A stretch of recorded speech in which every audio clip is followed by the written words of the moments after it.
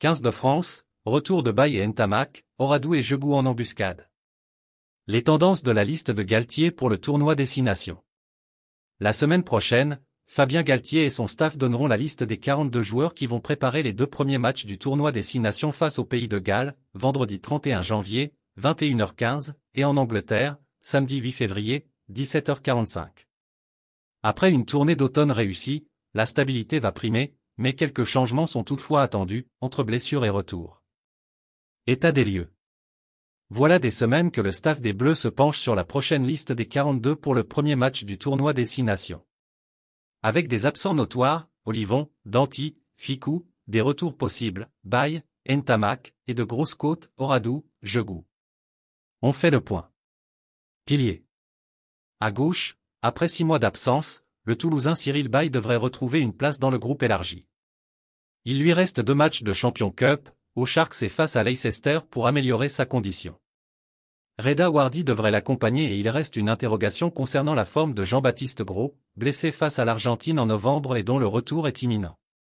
Derrière lui, Sébastien Taofifénois et Giorgi Beria se tiennent prêts au cas où.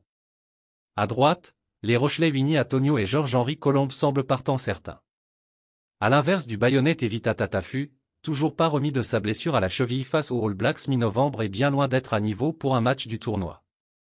À Régis Montagne, présent tout au long des 4 semaines à Marcoussis à l'automne, d'en profiter. Talonneur. C'est le poste où les certitudes sont peut-être les plus nombreuses, le duo toulousain Movaca Marchand ne laisse que des miettes à la concurrence, au sein de laquelle le Castré Gaëtan Barlot prend généralement la dernière place dans le groupe élargi. Le Bordelais Maxime Lamotte est un cran derrière. Deuxième ligne. Qui pour accompagner l'attelage titulaire flamand Mifou? Là encore tout dépendra de la santé du Lyonnais Michael Guillard, touché à une cheville fin novembre et absent depuis. À leur côté, Joshua Brennan continue d'aligner les grosses performances avec le Stade Toulousain et devrait remonter à Marcoussis. Romain Taofifénois, au nom de l'expérience et de son profil pousseur, comme Mifou, devrait compléter la liste. À moins qu'il ne soit doublé par Hugo Oradou, qui rejoue depuis un moment déjà avec la section paloise. En cas de forfait de Guillard, Woki et Vanverberg, appelés en novembre, postulent. Aura-t-on une surprise du type Alagahu, présent lors du dernier tournoi, ou Caso? Voir Yacouba Camara, le Montpelliérain qui enchaîne les grosses performances? Ce dernier, bien qu'irréprochable, semble partir de loin. Troisième ligne. La blessure à un genou de Charles Olivon, dont on attend toujours la nature exacte, risque de libérer une place à un poste où la concurrence est dense. Celle de Beauchaton, hernie discale aussi. Chez les tauliers, Gross, Boudouan, Aldrit et Rouma ont leur place réservée.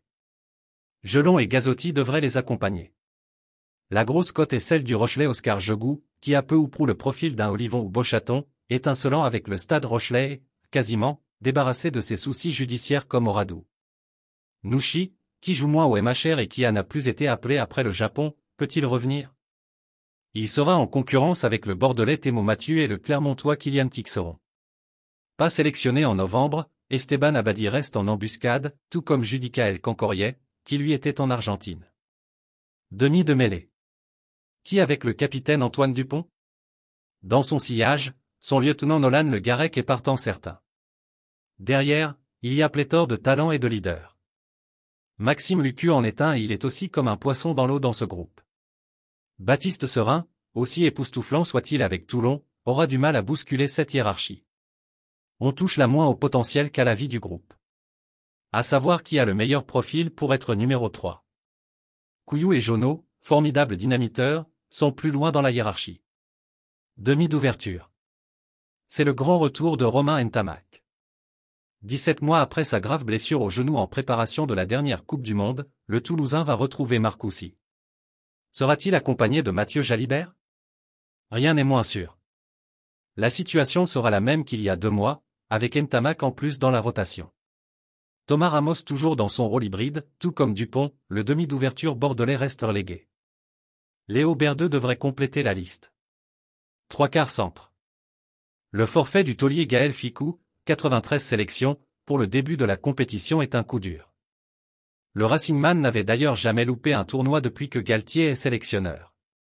Il peut encore revenir, mais en attendant, Mefana, Deporter et Gaëton vont se disputer les places de titulaires. Derrière eux, Frisch et Barassi sont attendus. Il reste donc une place. Quid de Léon Darry-Carrère, blessé jusque-là, et Paul Coste, remplaçant au Stade Toulousain sur les matchs qui comptent? Arthur Vincent et Jules Favre sont en embuscade. Ailier. La situation est assez claire à l'aile. Le quatuor Biel-Biarrey, Penaud, Villiers et Lebel a un temps d'avance. Si le staff choisit d'appeler 24 avant, ils ne seront pas concurrencés. Dans le cas contraire, qui pourrait se glisser dans la liste? Touché à genou en novembre, Atisogbe est toujours out. Verra-t-on un ovni du type du Montpelliérain Maël Moustin, tout de même champion du monde U20 en 2023, ou du Toulonnais Gaël Dréan? Ce serait une énorme surprise. Arrière. Seule une blessure a empêché Romain Bureau d'enchaîner face à l'Argentine après avoir affronté la Nouvelle-Zélande. Son retour ce week-end à Paris tombe à pic pour le staff des Bleus. Il accompagnera Thomas Ramos. L'option, demi d'ouverture, de ce dernier pourrait sauver la mise du Parisien Léo Barré. Merci de bien vouloir vous abonner et de cliquer sur j'aime.